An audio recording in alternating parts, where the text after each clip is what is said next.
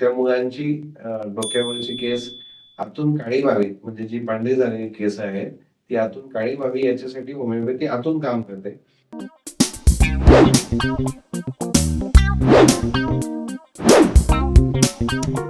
नमस्कार.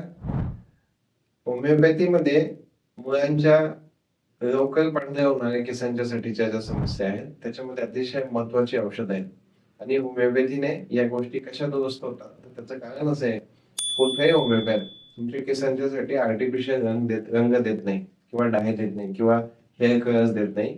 तर आणि होमिओपॅथी जेव्हा ही काम करते त्याच्यामध्ये त्यांच्यावरती अतितणाव असतील, त्यांच्यामध्ये व्हिटॅमिन डेफिशियन्सी असते, त्यांच्यामध्ये हार्मोन्सचं इम्बॅलन्स झालेलं चक्र असेल, ते सगळं स्थिर करण्याचं काम होमिओपॅथी करतं आणि होमिओपॅथीने जेव्हा कोणतीही गोष्ट होते ती समूळ होते.